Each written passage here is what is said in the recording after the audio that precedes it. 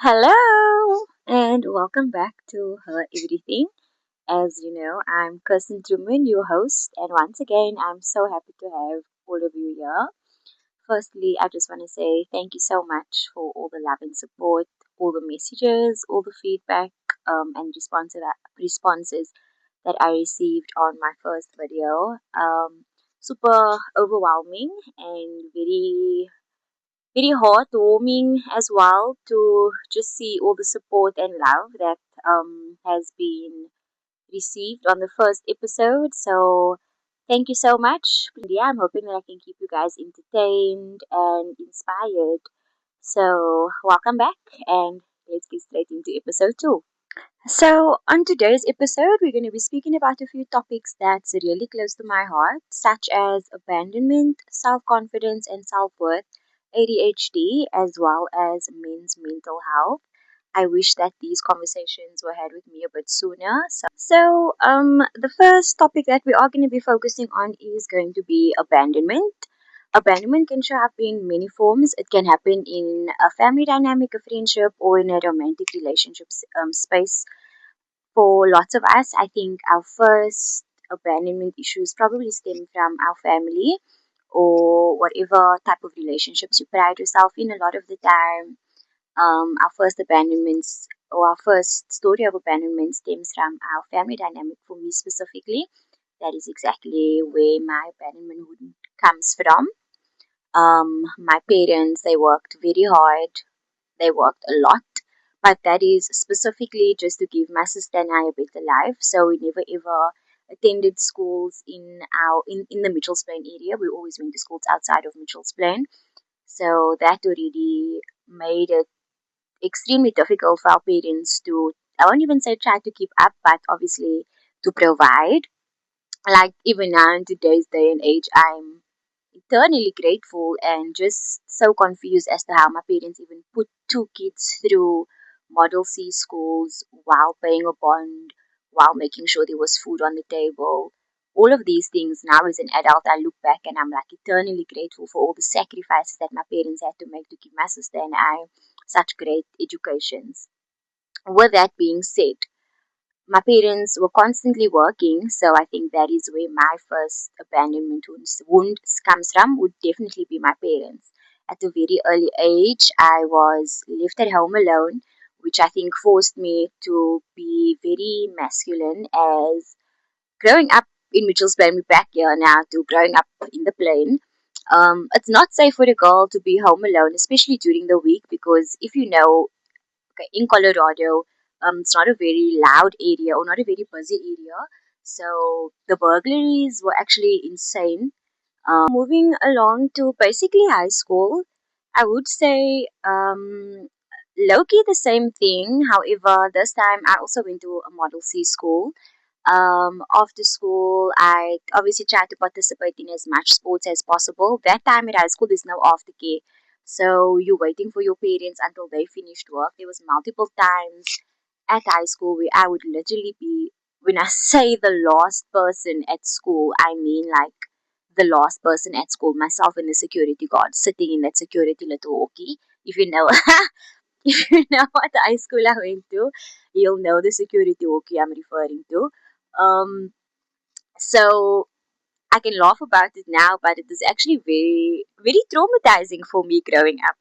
And then I think when I was in grade 10, I started to travel with one of my high school teachers. He stayed in Mitchell's Plain, he stayed in Colorado Park actually, so he would just drop me at home, and then that would be that. But on that same note, once again, being left home alone, needing to fend for myself, that definitely created some sort of a rift in my relationship with my parents. I would always just try to sleep everything off, which I would also say maybe led me to a bit of a depressive state in high school.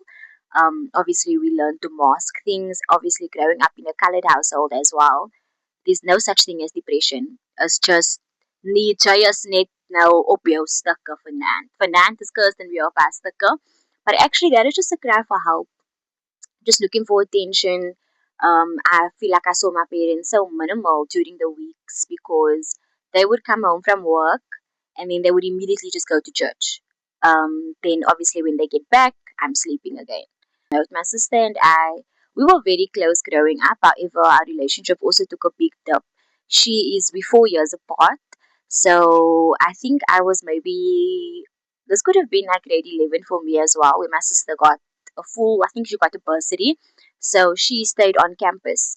So Andrea definitely grew up in a household where communication was not that big. Now that I'm older, I've obviously addressed all of these issues or all of these feelings with my parents. With that being said, in my case, I wouldn't say abandonment just suddenly sprung on me. I would say it was a multiple incidents that finally led me to actually understand that this is called an abandonment wound that you're currently dealing with. And this I would mainly say I processed also about like 2021, 2022. I think this is the first time I had that conversation with my sister as well, like how her leaving the house made me feel. Because now I was the only child in the house. I had that conversation with my parents as well. They were obviously on some defensive shit. Um, we worked hard so we can give you and your sister the best education, which I fully understand and respect. As a parent, you only want the best for your kids. And then when I addressed the church aspect, my mom was on some yeah, but we were always praying for you and your sister in church, and that's where our blessings came from, yada yada yada. But there was no one present in the house. I basically grew up alone. I wasn't really able to have proper conversations about boys, about my friends, about anything that was happening present day in my life with my parents. I've fully forgiven them already. We've had this conversation as adults. So that's why I'm also able to just speak about it freely. I think having conversations with people who you feel like hurt you can be very refreshing because closure is definitely necessary. I also think that there are two main sides to abandonment. Number one is you either constantly going to be chasing people to stay in your life, or number two, you constantly going to be abandoning people because you yourself are so used to everybody leaving. In the first aspect, chasing somebody, chasing or I'll call it actually forcing someone to stay in your life simply because you're so used to being abandoned.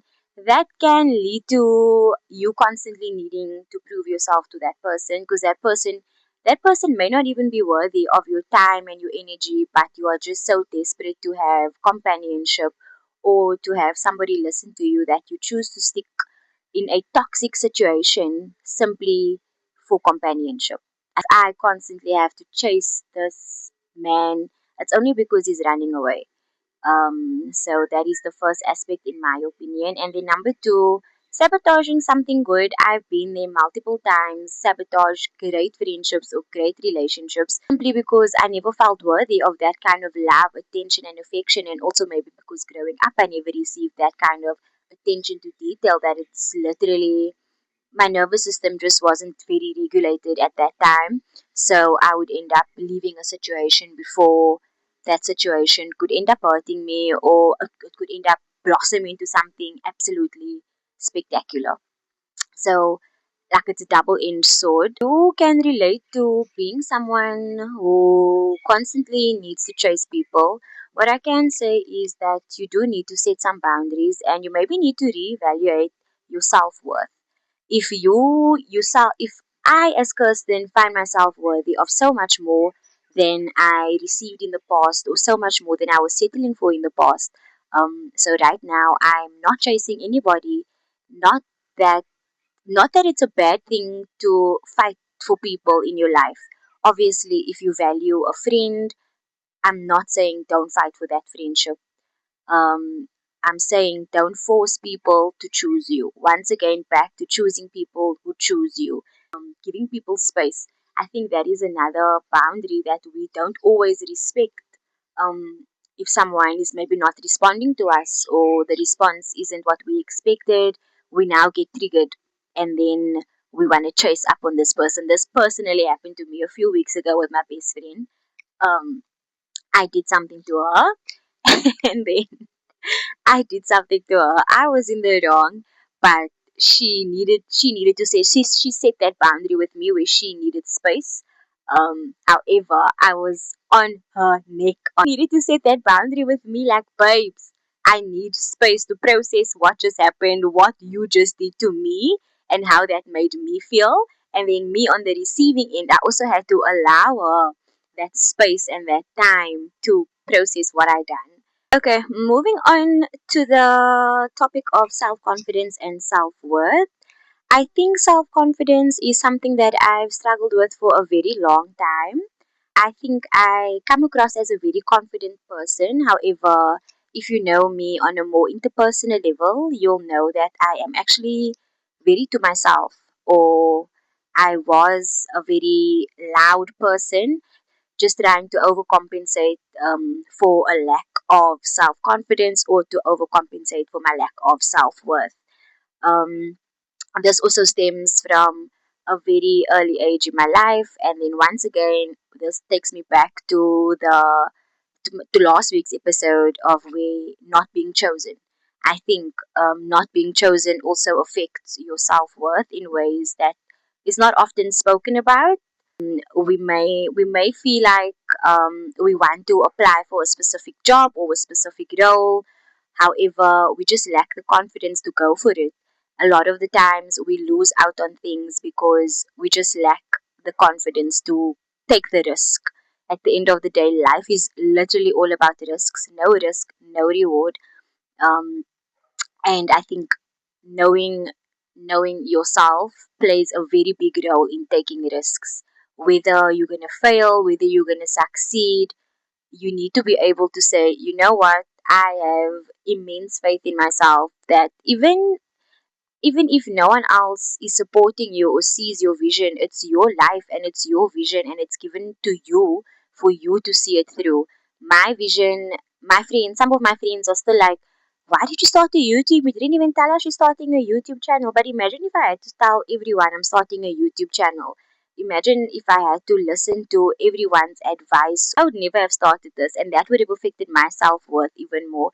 Because if we take it back to last week, it's also a thing of trusting yourself, and I think having confidence, also having confidence and being able to trust yourself, I think those two goes hand in hand. I would say I am currently working on my confidence. I can also take us back to the quote that I posted, the more you shrink yourself to fit into a place, the less they see your value. I think that also comes from knowing yourself and knowing your self-worth. If I now have to minimize who I am just to make the next person feel comfortable, unfortunately, you won't find me sitting in a circle with people like that. So, the moment I decided that I need to level up my self confidence and my self worth was when I started to get promotions at my workplace. I never even saw myself worthy of being the manager. Genuinely, I didn't see myself worthy of being the manager, of managing a team of 15 to 20 people. However, my boss saw that in me and they were there to nurture me and to help me. That is why your circle is so important. Your mind doesn't know what's real and what's fake.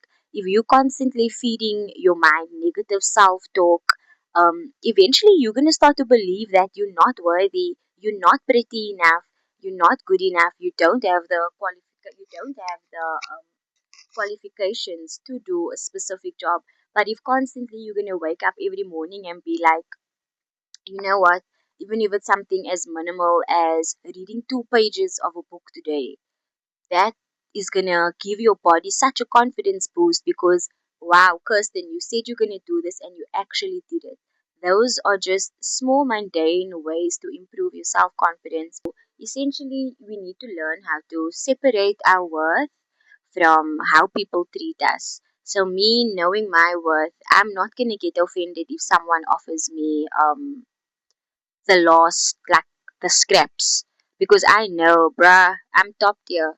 So whether you wanna give me scraps in a friendship, scraps in a relationship, I've come to a point where I no longer allow that to affect me because I don't see myself as second best. And to anybody who feels like they to blame for being left or for not being chosen, I would definitely say it's time you maybe find the right friends or you have the proper conversations with yourself and you maybe do some deep reflections as to why it's so important for you to be chosen by people. Firstly, do you even like that people that you so triggered by? Do I even like them?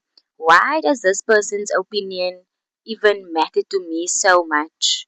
Moving along to our third topic of conversation, we have ADHD. So, living with ADHD in males and females can look extremely different. In males, they mainly pick up ADHD earlier because of things like hyperactivity. However, in a female, ADHD can look different, such as hyperfixation. That is specifically the ADHD that I struggle with, is hyperfixating. Um, which can also mean you don't do things until you feel ready, which has held me back a lot in my life. Can also look like procrastinating because you don't feel motivated. And also, you feed your mind so much false narratives to an extent where you're constantly blaming yourself for being unmotivated and for being lazy. However, a lot of the times when I didn't understand why when I had all of these things working out in my head, however, in reality, I wasn't getting up and doing anything. I was never feeling motivated enough. I never felt ready enough. That was just some side effects of me living with undiagnosed ADHD. One or two things I wish more people knew about ADHD is that your friend might generally just be so extremely burnt out from having to survive in a society that wasn't really built for people like us. So all you see is maybe the no response to your text message or them constantly having to cancel on plans. Moving along to our second last topic of discussion for today's episode, we have men's mental health. Um, a lot of the times we have so much advice or so much information on women's mental health that men's mental health or men's mental states tend to go a bit unnoticed. So the first thing that I do want to bring attention to is probably just to create a safe space for the men in our lives to feel comfortable enough to speak to us when they do feel like they're going through a dip in their mental health. So creating a safe space for men to come and speak to you, whether that is literally just offering a listening ear.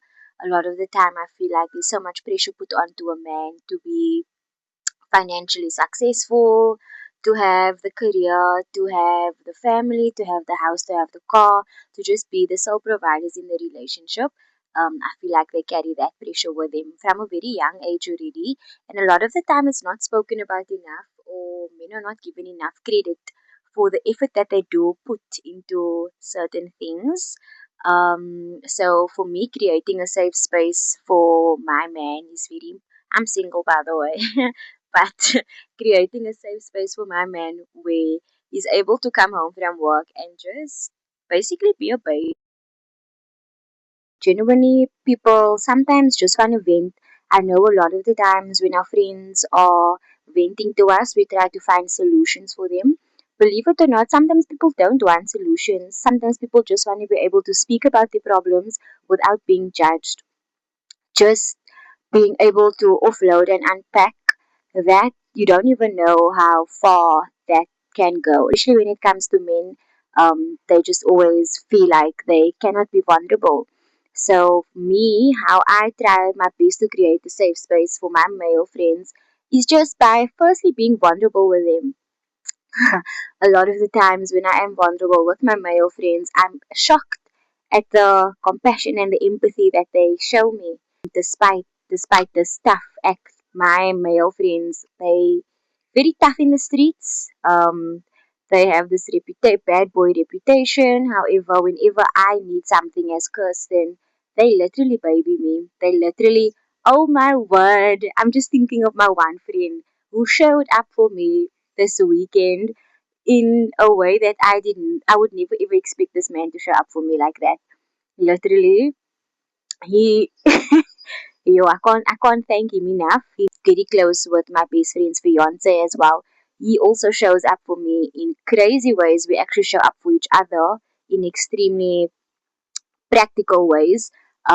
So I can also just only relate back to our friendship. Showing up for him or showing up for my other male friends genuinely looks like seeing plans through. If I'm agreeing to meet up with you this day, just seeing it through. No matter what my mental state is like, you don't actually always know the next person's true mental state until you get into that conversation with them. Unpacking your true, honest mental state or your well being allows them to also feel so comfortable to just unpack what they've truly been going through. Also, listening to your male friends without judgment, especially when it comes to their heartbreaks. A lot of the times, relationships fail due to men's whatever. But a lot of the times, the men don't know actually how to heal properly or how to get out of environments which hurt them, and they stay in situations for so long or environments so long that continue to hurt them, to trigger them, to break them down.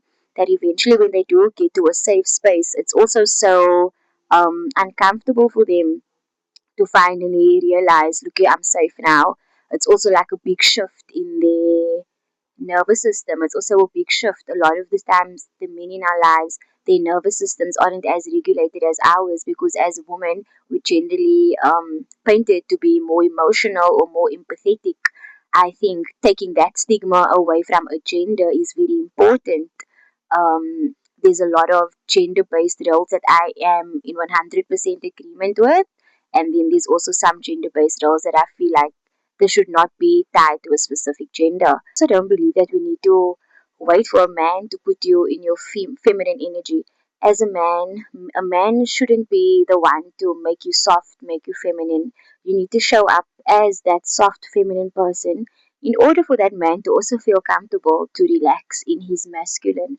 We all say, oh, we want a masculine man, a man who can protect me, a man who can provide for me, but are you actually creating a safe space for that man to be able to lead you?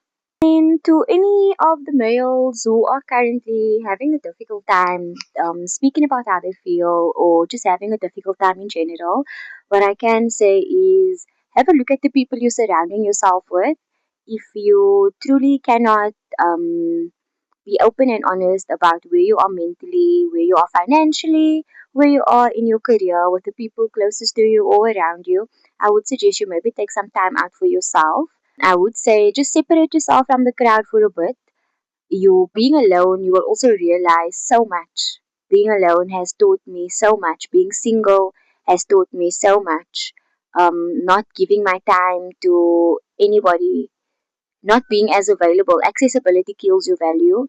That is another thing that I will mention on the side. I'm obviously just here to tell you what I know or what I've been through. This is just my basic experiences. Um, but yeah, definitely try to change your circle, try to change your outlook on life. I know it's much easier said than done. I've literally been in limbo for a very long time myself, so I know it's not easy to just get up and one day decide, oh my word, I'm done being depressed. I'm done suffering. I'm done carrying everyone's burdens.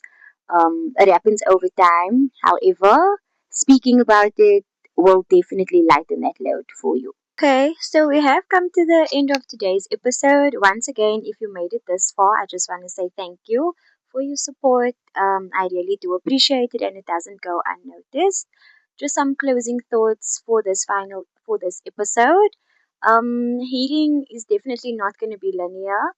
To everybody who feels like they've been on this healing journey for a very long time, I want to firstly applaud you for even looking inwardly and realizing that there's certain things that you can improve on or certain aspects in your life where you can do better on. That's never easy. Reflecting is very difficult because it requires you to be open and have honest conversations with yourself. Um, that's not an easy task to do. Sitting alone with yourself and actually understanding what you're feeling, what you're going through. I take my hat off to anybody who takes time out to get to know themselves a little bit more. It also makes it easier for other people to be around you, knowing your triggers, knowing what makes you happy, knowing what makes you sad. Still healing, constantly evolving, constantly changing, and I hope to always be constantly changing, and I hope to always be a friend that my friends can come to and speak to when they also need some advice and they need some support. Do wish for is that maybe when I was going through all of these things, that I was able to speak openly about it at that point in time. It would have saved me years of trauma and years of bottling things up and being an angry person.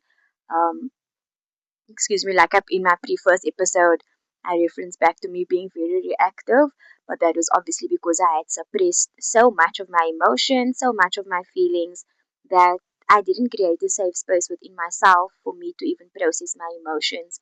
So, to anybody who feels like they losing, basically losing this battle with life. Don't suppress your emotions. Reach out to someone you trust. Very important, to someone you trust, because a lot of the times our problems is just tea for the next person. Yeah, guys. Thank you. Bye.